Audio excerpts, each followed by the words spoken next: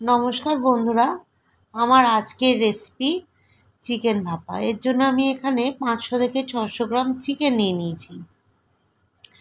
চিকেনটাকে ভালো করে আগে ম্যারিনেট করে নেব।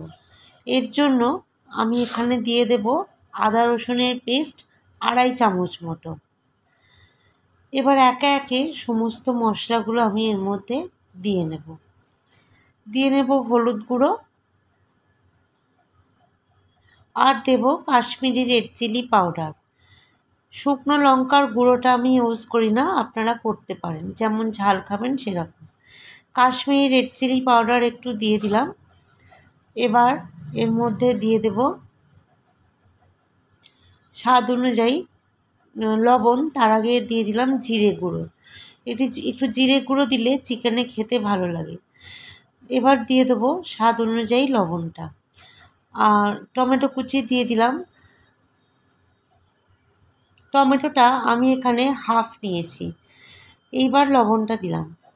এবার স্বাদ অনুযায়ী লবণ আর লঙ্কাটা আপনারা আপনাদের মুখের স্বাদ অনুযায়ী দেবেন। দিয়ে দিলাম 3টে চেরা কাঁচা লঙ্কা। লঙ্কাটাও আপনারা আপনাদের ঝাল অনুযায়ী নেবেন। এবার দেব সর্ষের তেল। তেলটা একটুখানি ভাপা চিকেনে আলাদাভাবে দিলে, মানে আমরা যেরকম মাংস কষি সেই তখন যেরকম চিকেনের তেলটা একটু বেশি দিতে হয়, এখানে একদম একটু কম দিলেই হবে। ভালো করে চিকেনটাকে মাখিয়ে নিতে হবে। চিকেনটা সুন্দরভাবে মাখিয়ে কিছুক্ষণ আমি ঢাকা দিয়ে রেখে দেব।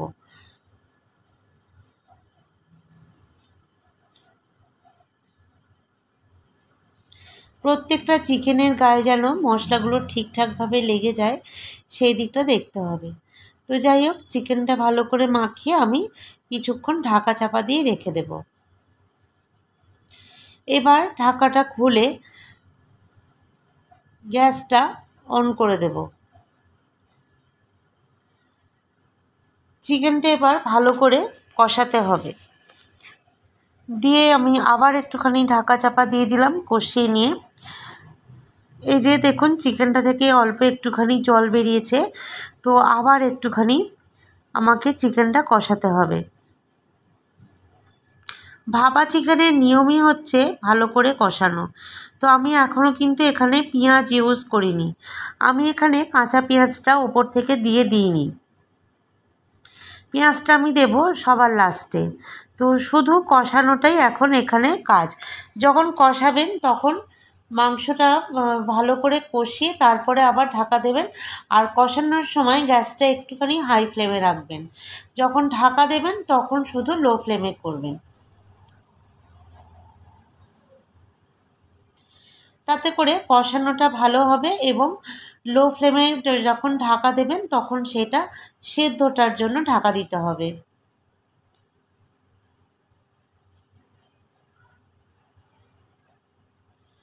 ভালো করে কষিয়ে নিয়েছি, আবার কিছুক্ষণের জন্য আমি ঢাকা দিয়ে দিলাম। এবার দেখুন, ঢাকাটা আমি খুলেছি, চিকেন থেকে কিন্তু প্রচুর জল বেরিয়েছে। এই মুহূর্তে আমি এখন জল দেব না, যখন জলটা দেব তখন একটু গরম জল দেব। ঠান্ডা জল কিন্তু কোনো মতেই এখন চিকেনে দেওয়া যাবে না। আর তাছাড়া আপনি যে রান্নাই করুন না কেন, যদি আপনি একটুখানি গরম জল দেন তাহলে কিন্তু রান্নার টেস্টটা অনেকটা বেড়ে যায়। গ্যাসটা কমিয়ে দেখুন আবার ঢাকা চাপা দিয়েছিলাম। মাংসটা অর্ধেকটা আমার সেদ্ধ হয়ে গেছে। গ্যাসটা লো ফ্লেমে রাখার কারণেই কিন্তু মাংসটা ভালো করে সেদ্ধ হয়ে যায়।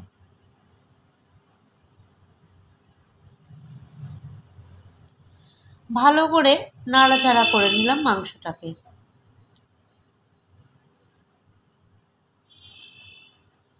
এবার গ্যাসটা আর একটু বাড়িয়ে দিলাম, আর একটু বাড়িয়ে মাংসটা আরও একটুখানি কষিয়ে নেব।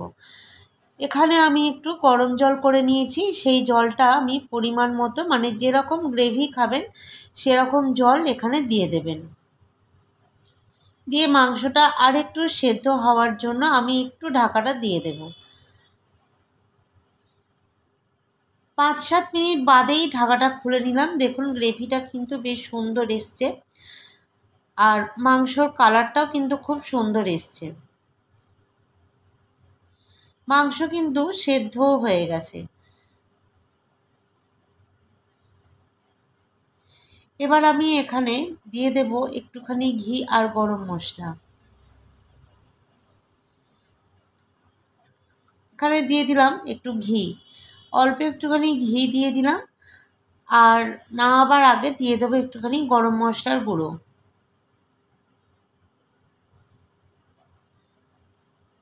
একটুখানি গরম মশলাও আমি 1 পিঞ্চ এখানে দিয়ে দিলাম। ভালো করে মিশিয়ে নিয়েছি। এইবার আমি লাস্টে একটু বেরেস্তা দেব, তো সেই জন্য এখানে আমি একটা ছোট্ট কড়াই বসিয়ে এর মধ্যে দিয়ে দিলাম ঘি। আমি কিন্তু বেরেস্তাটা তেলে ভাজবো না, আমি এখানে একটা ছোট্ট পেঁয়াজ নিয়েছি, পুরোটাই নিয়ে নিয়েছি। পেঁয়াজটা একটুখানি পুরো ভালো করে কুচি কুচি করে ভেজে নিলাম। এবার ওই ভাজা পেঁয়াজটা এর মধ্যে আমি দিয়ে দিলাম।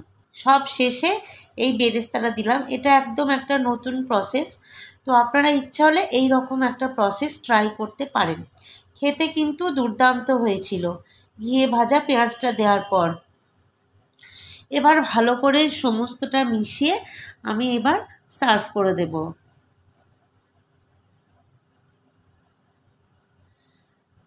খুব ভালো করে কিন্তু মিশিয়ে নিতে হবে। দেখুন আমার কিন্তু চিকেনটা রান্না একদম রেডি। যদি আপনাদের ভালো লেগে থাকে এই রান্নার প্রসেসটা, তাহলে অবশ্যই একটা লাইক করবেন, কমেন্ট করবেন, শেয়ার করবেন, সাবস্ক্রাইব করবেন আমাদের চ্যানেল শতদ্রুস কিচেন। পাশে থাকা বেল আইকনটা অবশ্যই প্রেস করে নেবেন, তাহলে রোজকার নোটিফিকেশানগুলো সবার আগে চলে যাবে আপনার কাছে। ইউটিউব থেকে দেখলে সাবস্ক্রাইব করে নেবেন চ্যানেলটা, আর ফেসবুক থেকে দেখলে পেজটা অবশ্যই ফলো করে নেবেন। আজকের মতো এইটুকু, দেখা হচ্ছে পরের ভিডিওয়ে। ততক্ষণের জন্য ভালো থাকবেন, সুস্থ থাকবেন।